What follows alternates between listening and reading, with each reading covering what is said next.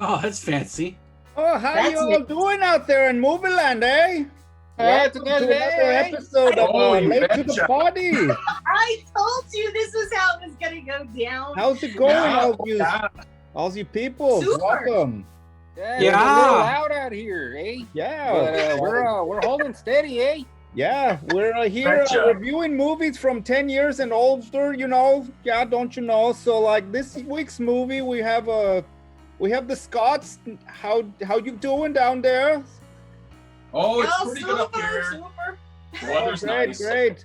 We've got our Hoosers, Jose and Jason Lego from the cave. How you doing? Staying as warm as we can be, eh? All right. And we've got our fearless leader, none other than Nate the Great. Oh, Nathan, yeah. that guy, yeah. I got my headphones too. Yeah. Oh, very nice, very nice. You got that The- there the- at the Radio Shack, huh? Cool. Yeah, yeah. I had those collector stamps. I turned them in for the headphones. That sounds like Irish. I was gonna say. If they're not Scottish, they're crap. What is up, guys? Welcome back to Late to the Party, where we review movies 10 years or older. This movie we're reviewing this week is 1996 Fargo from the Coen brothers. This is an IMDb score of 8 out of 10. It's got a Rotten Tomatoes score of 94%. No Walmart.com. So, you would think in a movie like this, they would have the Walmart score, don't you know? But no Walmart score. Very weird. Not many Fargo- Walmarts out here, eh? A lot of Piggly Wigglies. I've been to one of those. Fargo is a reality-based crime drama set in Minnesota in 1986, where Jerry Lungard, played by William H. Macy, is a car salesman in Minneapolis who has gotten himself into a debt and is so desperate, has gotten him his I couldn't do both. He's got himself so desperate for money that he hires 2 thugs to kidnap his wife. Jerry will collect the ransom for his wealthy father-in-law, paying the thugs a small portion and keeping the rest to satisfy his debts. The scheme collapses when the thugs shoot a state trooper, and just things just go south from the beginning. This is the time before cell phones, so when he was wanting to stop this crime, he couldn't get a hold of these dudes, so it went down without a hitch. Starting with the Scots. First impression of Jerry. He's such a sap. He's just a down on your luck kind of like guy, browbeat by his father-in-law, and he's just unfortunate. It's just unfortunate. My impression of him was what kind of a radical liar he was, that he could keep that Minnesota nice attitude while concocting a plan to kidnap his wife for ransom. Yeah, That's true. that is true. Nate, when he had taken that lot that he wanted to buy, and he was having his father-in-law hopefully fronting the money for him, and then they turned around and they want to give him a finder's fee. What do you feel about that?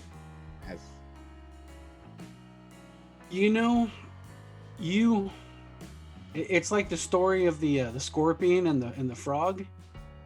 Like, you guys are all familiar with the scorpion and the frog, right? The frog wants to get across the river, and the scorpion or the scorpion wants to get across the river. He asks the frog to take him across, and the frog's like, "No, dude, if I try to take you across, you're gonna sting me." He's like, "Why would I sting you? If I sting you, we'll both drown." And he's like, "Oh, that makes sense." So he gives the scorpion a ride across the river, and the scorpion stings the frog and he kills him. And he's like, "Why would you do that?" "Oh, it's in my nature. Like, you can't go, and even if you need to get that guy's money, like you got to figure something else out, get some investors, get some other things going. Like, you can't. What do you expect? You can't be that vulnerable. That guy's a shark, and you just can't put yourself out there to be somebody's bitch. You can't lube up and walk in the office and expect him not to fuck you." Whoa. Nice.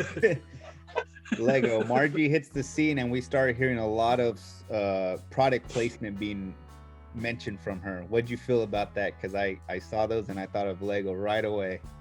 Oh man, I mean, I guess you got to pay for your movie somehow, right? The one I did like, I did appreciate. She was sitting there in the car, and it was right after she's pulled through the burger joint or whatever. She's eating her poison, and there's a beer sign behind her with, like, I think it's Miller Lite or something, and it's like something about, oh, this is a real cold town, but our beer is colder, or something like that. I was okay, hoping you caught that one. I was like, that's cool, I guess. Like, that's, at least it fits in with the movie, you know. It lets you know a little bit something about where you're at. So I thought that was cool. When we first see the crooks, Jose, and we like are seeing that Steve Buscemi's like being the prick the whole time, and then when we finally see them in action, what was your take on them? You mean you were shocked that he was a prick? No, well, These he was a prick, like but professional criminals, dude. his partner was a bigger asshole and much more deadlier than him. Yeah. I think, I wasn't surprised at all. I'm like, yeah, that's the kind of people you run into. Not that I ever ran into those types of people, but you know, I've heard through other people that they can be dicks. The whole so and so vouched for us, like, yeah, well, I didn't vouch for him, you know, like that whole exchange, like it kind of shows you, like, even in nice places like Minnesota, you know, these guys are still going to be dicks. But he was still kind of an idiot. Like, he's still messed up a lot. Like, it wasn't really like a hardened criminal as much as the other guy was. So, you know, he wants to talk and he wants to have a conversation on the way to going to the Twin Cities and all that stuff, and the other guy doesn't want to, and you can definitely tell, like, the different dynamic between the two. Like, when you can definitely tell, like, I knew that other dude was going to be a lot more deadlier just because of how quiet he was and how much he didn't want to have a conversation with him. And I knew that Steve Buscemi's character, just because he, as the girl would say, he was a funny looking guy, eh? Like, he's just funny looking. Like, that was my favorite thing throughout this whole movie. Anyone who described him was a small, funny looking guy, you know, funny looking guy, looking way. And it's like, funny looking, huh? I don't think I've met a funny looking, like, hardened criminal until I watched this movie. So yeah. All right. Favorite scenes in this movie, Scott's. If you have a favorite scene. Because this wasn't a funny movie. This was a serious ass movie. I mean, it was funny in some spots, but you know what I mean. What's funny about this movie, for me anyway, is that we have friends who live in Minnesota, a very small town Minnesota, and family. Their family actually lives in Fargo. And we had seen this movie, I think, on the plane flying to go visit them. And then when we landed and saw this, we were just like, wow. Just the dialogue. I think every time they sat down, like when Margie's talking, anytime she's talking, when she's talking with her deputy on the side of the road, when they're like trying to figure out how everything went and happened, and this happened this way now,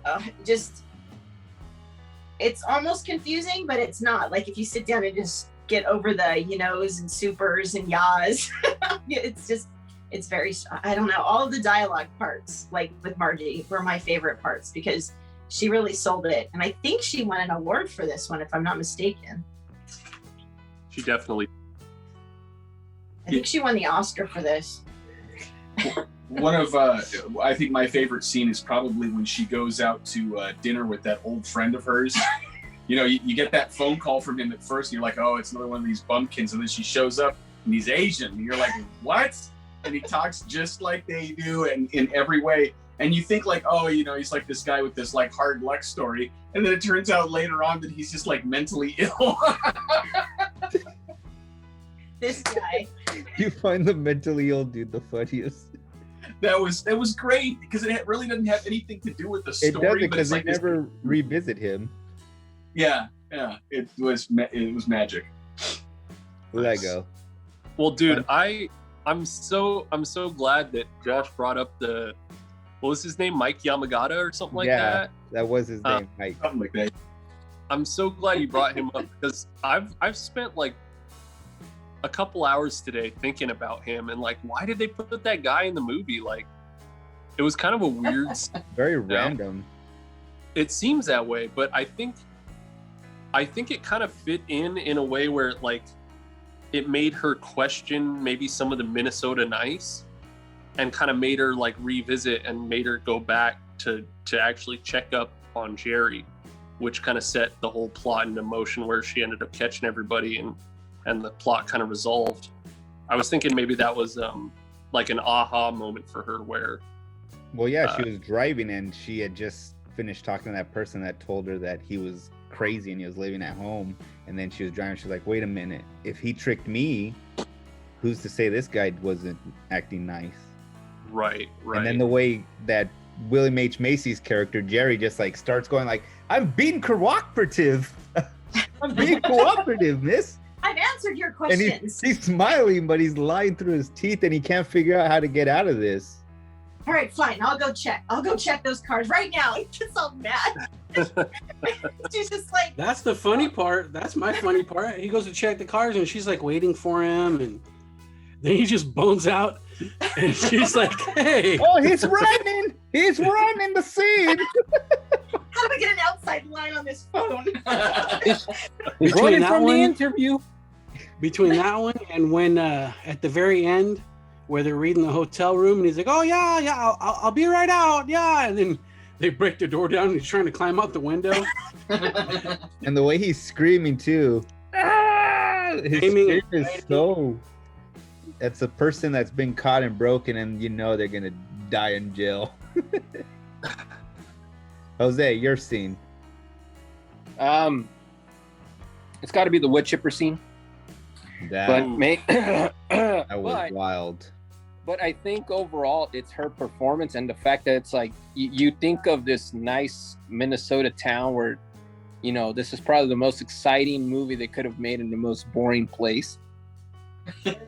But it feels like she's seen some shit because she didn't flinch. And remember, after they when she gets called, she's the one that gets called to go down to go check out that triple homicide. And she gets there, she's having her tea, and it's like, oh, what did triple homicide? All right, looks right there, and she doesn't like no hesitation. She stays cool. And then when she sees the dude jamming the other guy into the wood chipper, she pulls the gun out. It's just like, police, stop, police. Like trying to signal like on the phone. But it's just like that whole exchange, and he's like, and he knows he's fucked because he starts running, but just the fact that she stands her ground, doesn't move, doesn't get scared, doesn't run off, nothing, for a nice Minnesota cop, like While pregnant. I can tell, while pregnant, 7 months pregnant, like Dude, she has went into that. She went into that scene all by herself with no exactly, backup. yeah, and She was the a whole hardcore setup. cop. She was like, oh, what is it? The 10 Sierra. That's my 10 I Sierra. see our 10 Sierra. And they're like, oh geez, Maggie, I'm sending some backup. Please be careful. And she doesn't even wait for the backup. It's like she never waits for the backup. She just goes gun ho, guns ablaze. Like, she pops it off once the guy starts running. And she hits him, and she doesn't even kill him. She hits him in the leg to arrest him, which is even more badass. So that whole thing, I was just like, ooh, Maggie, French kiss performance right there. That was my whole favorite scene.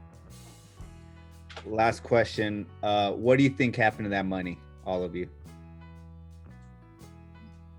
That's Well, a great question. Unfortunately, I've heard that a Japanese woman went hunting for it in real life and froze to death out there on the side of the road. What? Serious? 'Cause Yes. This is based off a true story. Right. So she came to town and she was asking people, and she couldn't get her through her head that it was a fiction. And she went out hunting for it and never came back. Damn.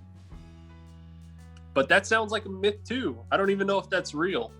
That might just be another wild story like this movie. Unless you found it. Oh yeah. Was she from those parts? I wonder if she was in the bar like, hey, anybody happen to see a red shovel out there? Yeah, I A think windshield there's scraper. Anybody lose a windshield scraper off on the highway? Yeah. Don't you know? over out near that lake where the psychopath got shot in the leg. All right there, Margie. All right, I'm just Ted. gonna throw up. Let's go on to the buckets now. Yeah. Where she's like bent over, right there. Oh, nope, it's What you- gone. We're past it. you- It's past. You find something there, Margie. No, I'm just gonna throw up. This movie had its moments, man. Every scene with her. So, and then even at the very end, when she's got the bad guy in the car, and she's just like, "Why did you do this? This is just for money. I don't understand." Like, she's like, And she's still trying to comprehend why is there bad people. "Why? How come there's such bad people out there?" And There she was a still leap goes in home. logic there. There was a big leap in logic there. And it was, he's out on the frozen lake, big ass psychopath shot. Cut to, they're driving in the car, and she's asking him why there's bad people. How did she get that fucker in the car? Did she She had a backup. The There was backup backup behind the showed up. backup came and picked him up? Yeah, I doubt she did. I mean, that dude on got purpose. shot, dude. He's not going anywhere. Didn't show that though. Yeah, they did. They showed when he got shot in the back of No, the he's leg. saying when they loaded him up in the car. Yeah, Oh. and They but didn't they show showed- anybody but her on the lake. No, but they showed multiple cars when she was driving, though. There were Yeah, other when she was police driving, vehicles behind her. yeah, Okay. the backup had arrived, and she still went home and was a supporting and loving wife, giving props to her husband for getting the 3-cent stamp. That How Oh. old timey is that? We don't even have stamps like that anymore. Everything's forever stamps. I figured that come late spring up there in Minnesota, once the thaw happened, I'll bet the farmer that owned the land behind the fence found that money. There you go. And he turned it into the police. Probably. That's Minnesota nice. Mhm. Dang. that's True. Minnesota stupid. That's actually the thing is that struck me about this movie. Well, two things. First is that, with all of the bumpkin talk, they're actually intelligent people. They just have a peculiar way of speaking to one another. Yeah. She's breaking down like the crime scene like a pro, but she's talking like, she's slow. But but the other thing is Liz was talking about how we have friends in Minnesota, and they were commenting that that's not really how they talk, and it kind of is, but it reminded me how back in the day people used to think that we all talk like Valley girls here in California. The same kind of thing. Do we have those speech patterns? We do, but we don't really talk like that, but kind of, OMG, Josh, you don't know. Like, totally Oh my not. God. Gag me with a spoon. LOL. LOL. That was hella funny. All right, let's get to the bucket, starting with Nate the Great. I saw this movie in 1996. We didn't know what it was. We were just going to the movies to see a random movie, and we're like, oh, we'll pick this one. And having no frame of reference for what it was, and we get in there to watch it, I hated it so much. I was like, what the fuck is this? This isn't anything I would ever choose to watch. So it was kind of tainted in the 90s when I saw it. But this last time it was good. I had a good time. There's nothing epic about it, but it was a solid story. It was engaging. I was able to sit through the whole thing and wasn't too distracted. I wasn't fooling with my phone or doing other things while watching it. So I give it an 8. Jose? Yeah, this is actually one of those movies I had watched previously. This wasn't my first time watching it, and I've watched it a couple times. I think once when I was, I don't even remember, I was a lot younger. Didn't really appreciate it. Second time I got a little bit more into it, and this time I really, really liked it a lot. It, as it stands, it's great. I mean, everybody's, their delivery, their accents, everything, the acting. Coen brothers are great directors. It's such a shame though that, you know, other than them having a long, you know, a limited a series right now on Hulu and all that stuff, there really isn't that much. There isn't that many references to this movie, so it doesn't have that epic scale. But it's not a bad movie at all by any means. So I'm gonna give it a solid 9 out of 10. Great acting, great directing. Story was interesting, and I would definitely watch it again. And I still recommend it to some people. So 9 out of 10 for me. Lego Beast. So I think this movie does a really good job with all of its characters. Cinematography is great. Everything looks crisp and cool. And the thing that stuck out to me, I think the most was just like the way it played with like the idea of greed and everybody kind of like looking for something, and it kind of being bubbling below the surface of like this niceness. And wherever you're from, I feel like in most cultures, it's very, you know, there's frivolous speech that really just doesn't mean anything.